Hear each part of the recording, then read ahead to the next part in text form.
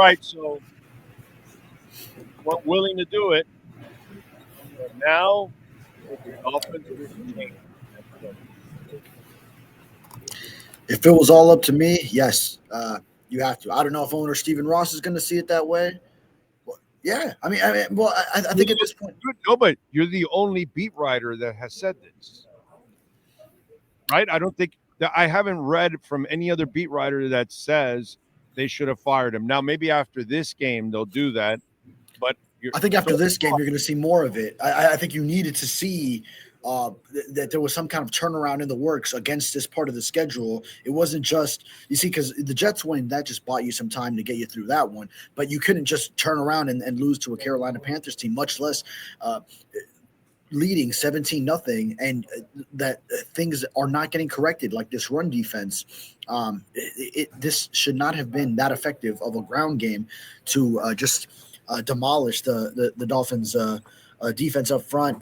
That comes down to a few things. They're not making adjustments. They're not physical enough up front. They have a defensive line that has a bunch of rookies on it. I mean, one of them was a healthy and active, but Kenneth Grant still hasn't developed.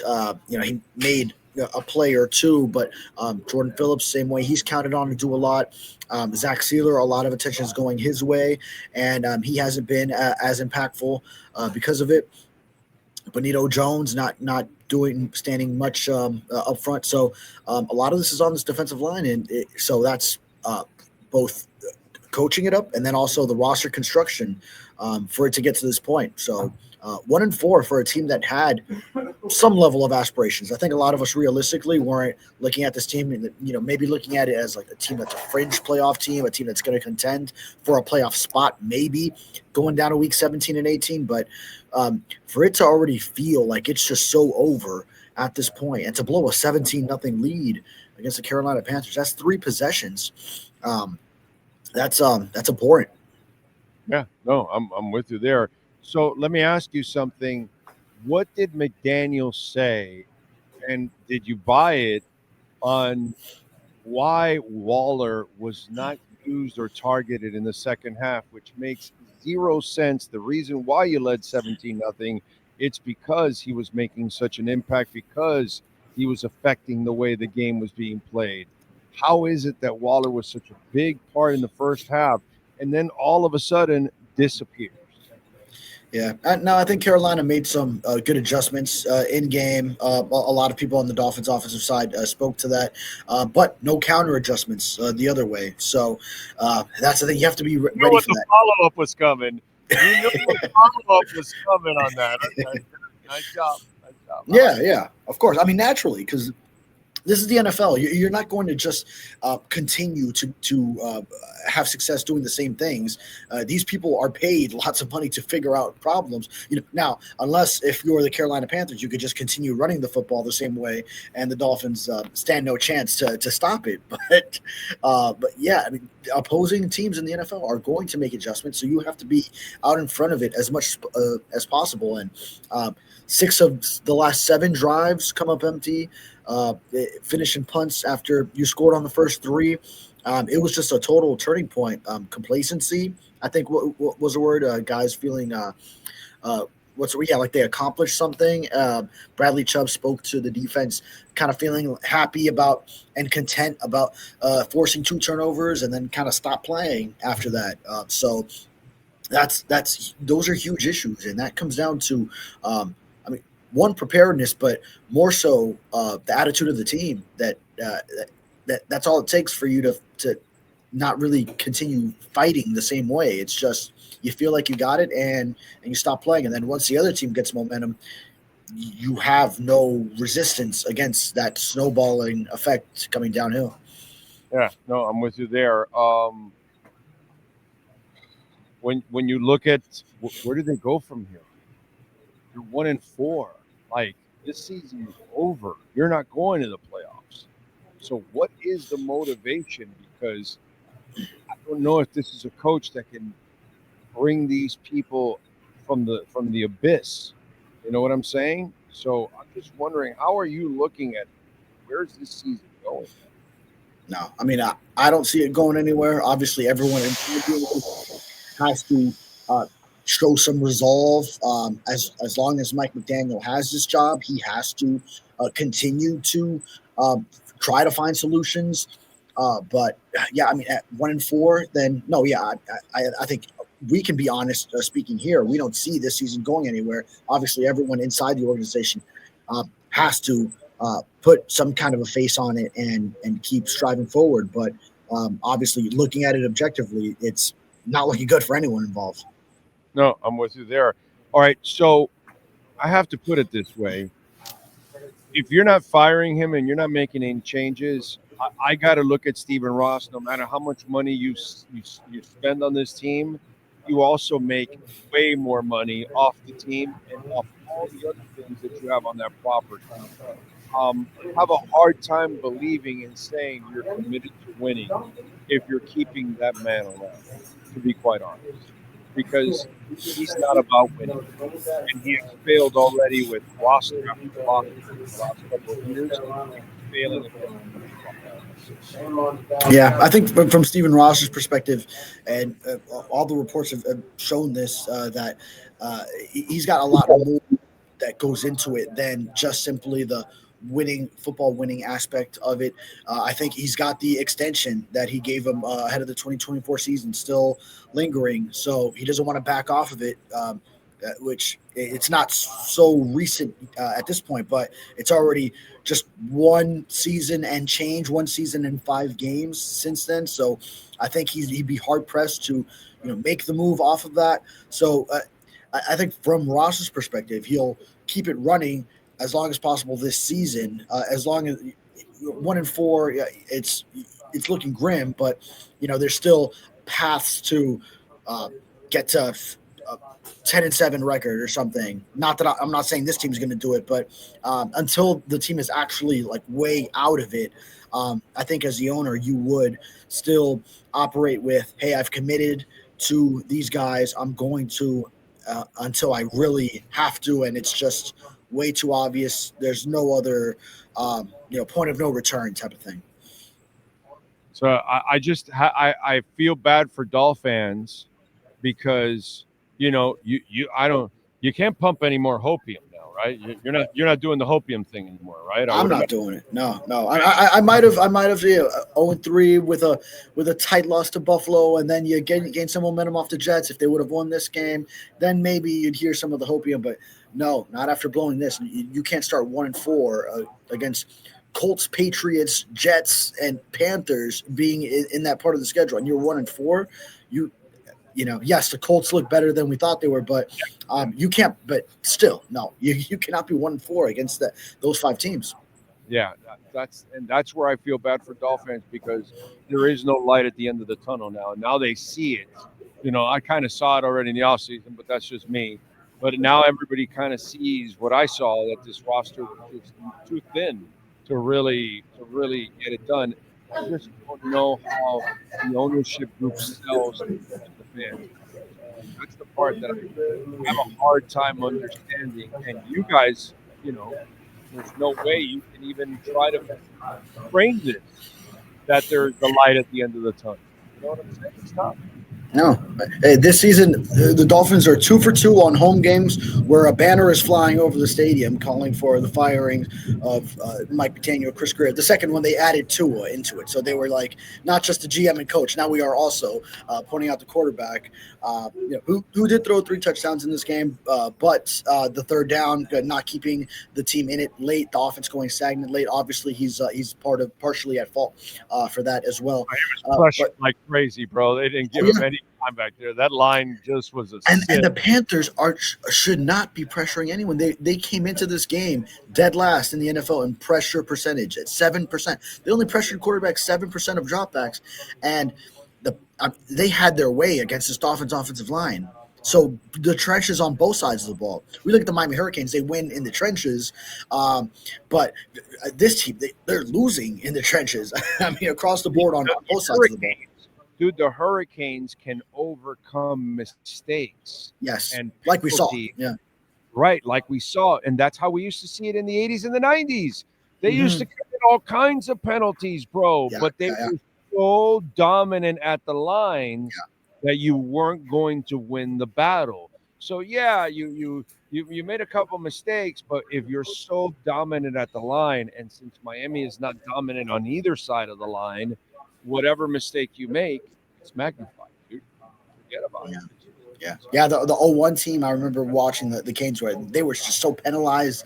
Larry Coker had them just when they were, what wasn't that 1990 Cotton Bowl, all the penalties that they had in that one against Texas, They but they could could have just overcome that. 100 yards of penalties and still beat you by 25, 30 points, Yeah. Yeah. dude. You know, This team because they cannot. were so much more physical at the line of scrimmages. And that's where I give Mario a shit ton of credit. You know what I'm Yeah. saying? He did a terrible decision yesterday. Okay. And by the way, in this game, let's switch it over since we're not talking Kings, we're talking Dolphins. Yeah. Would you have punted or would you have gone for it? Because your defense was Yeah, I don't fault that decision so much because you were backed up to what was the fourth down at that point because it had just come off a sack. but where were you going at that point? It's like it was over. It was No, over. because you had the three timeouts. So we've seen it so many times where a team gets the three and out because the Panthers, you know what they're going to do. They're going to run it first and second down. Now the Dolphins hadn't stopped the run all game, but you can in that situation, given that you know that they are not going to put the ball in the air. But then third down, you do have to get the third down stop, and you did get to it was it 3rd and 5, and you commit the penalty there, Jack Jones, allowing the drive to extend, which they were in line to get the stop. It was 4th and 17. I think 4th and 17 backed up. Like, are you really converting that? You have your 3 timeouts, so I was okay with that call. Obviously, you were letting time run off because it was a sack and you had to keep your timeouts, but yeah, I didn't fault that one. I mean, it was very slim chances of winning it in either way, but I was okay with trying to get the stop and then seeing if you get a fresh set of downs. I just feel I would have had a better chance to try to win it with my offense than with my defense because I almost feel like the defense wasn't going to win it for me at all either way. You know what I'm saying? It's just one of those where I kind of felt hopeless, at that point, Yeah, but it's also your offense.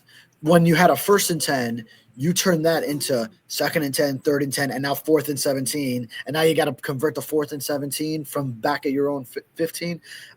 It was just you were in a really bad spot either way. With 3 timeouts, I don't mind. I don't mind that you punted, try to see if they can get a quick stop, get it back. And then they would have, if that pass interference doesn't happen, then what? Then they have, because that occurred with, let me see, what was it? There wasn't much time left. 55 seconds. I was gonna say 50 after the play. So, yeah, you would have gotten the ball back with like 45 seconds, needing a field goal, so you don't have to go the whole length of the field. You need a field goal. That's enough time to do that. So I saw the vision of it, but then 3rd down, you have the pass interference. So that was it. I'm with you there. All right, what are you trying to tell the Dolphin land in the South Florida Sun Center? What's the message? No, I'm just finalizing the game coverage here. So the run defense, obviously, cracking down on that. Bradley Chubb had kind of an impassioned plea to the defense to get this thing right. So I'm writing that up as we speak. And also at the Sun Sentinel, Hyde is going to hit more on that, as well as Chris Perkins talking about something you were a little surprised that I said, like that. Hey, Mike, Perk is going to say Mike McDaniel, he's basically just floating in the wind at this point as long as they keep him because he sees, I'm sure he told you when he was on, but that, just seeing no way that Mike really survives this season. I never thought he was going to survive this season anyway. Yeah. You were on it. You were on it. I mean, come on, dude. He's a bad coach. He constantly shows it, dude. I mean, he's the only coach I've seen that stops to use things that work. When the running game's working and you're pounding Green Bay and you're pounding Buffalo or you're pounding the Ravens, let's stop. Running game wasn't working today, I will say. Okay, but Waller was. Oh, yeah. Right. So he has a tendency of not using what works. You know what I'm saying? And for the love of God, he brings Ollie Gordon in on so obvious running downs. He doesn't understand, like, give Achan a series and or maybe give him 2 series and then give Ollie the 3rd series. Mm. Not in a down, not a down here, not a down. No. Put him in for the entire series and sit Achan down and let him rest a little bit. And then you bring Achan back for a series, and then you bring Ollie back for a series. Then you bring Achan for the next 2 series, and then you do that. You got to get the kid big backs need rhythm. Yeah. They need rhythm, and you're not giving the guy any rhythm whatsoever. He's not getting to see the defense. He's not getting to see the blocking scheme, so he can time things and work everything out. So when you give it to him just piecemeal, it doesn't work, man. And it doesn't. He's just a bad coach. And by the way, here's another thing: you go into the game with 2 active running backs. It's risky. It's risky if one of them goes down. But see, is it risky or is it just flat out stupid? Stupid. It's not like that's something that bit them. Now, I don't, unless if Jalen Wright, I don't know where he is physically right now. If he would have come in and provided a spark, we don't know that because we never saw it. But if that were the case, then I could see it from that perspective. But the last 2 games before this, he was an active player and did not play. He did not get a single snap. So I'm laughing because as you're saying that, well, if he provided a spark, and we'd have seen it. Let me ask you something. You seen any sparks from Ollie Gordon? Not in this game. I have this season. No. Not in this game. You have, right? You have, yeah. Right? So yes. then let's spark it up, bro. With Ollie Gordon. Let's whiz Khalifa. Okay. Oh, I thought we were talking about Jalen Wright, though. So, well, you can't get to Jalen Wright until you get to Ollie Gordon. That's my point. Make a dedication to the run. Bring Jalen Wright active and pound the crap out of people with backs left and right. That's what the guy on Saturdays does. That he doesn't only hit you with Fletcher. He hits you with Brown, and then Lyle now got back from the injury, and he's going to hit you with Lyle also on top of that. That's what I want. I am so nervous that you're going to run Achan into the damn ground. Well, I mean, even then, he only had 10 carries today. So, that's because the game turned on them. That's why, Yeah, but yeah, you know what? Even if you're ineffective, there's no reason for 10 carries for Achan, 3 for Ollie Gordon to only, and you should be effective against that Carolina Panthers run defense. It's not like that shouldn't be a team that just like leads you into abandoning it. They had a 17-0 lead and they still weren't able to run the ball. That's embarrassing to both sides of the line of scrimmage to get beat up front like that. That was very disheartening. Follow him on Twitter at David Furones _ Make sure you catch his work there at the South Florida Sun Sentinel. David, be safe in your travels, my brother. We will catch up later on in the week. Yes, sir. Sounds good. You got it, baby. Be good. There you go. David Furones, Jeff Welt, and Daniel Rheaume. They are the bookend tackles that I wish the Dolphins had because Tua would go untouched every single week. And you will too, from those stupid insurance companies that all they're trying to do. They love to collect your premium every month, right? But then when they got to pay, oh man, they try to stop you left and right. And you and I don't know all the laws, all the loopholes. The lawyers do. And they know that.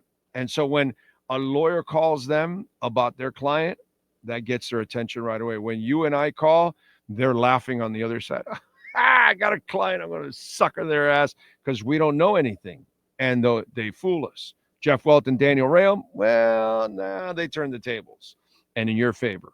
Bankruptcy, homeowner property damage, condo damage, criminal defense, business owner claims, commercial litigation, personal injury.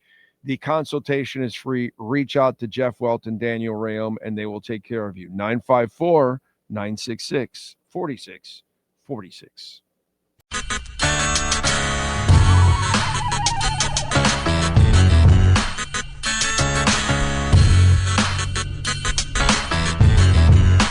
This is the Big O Show.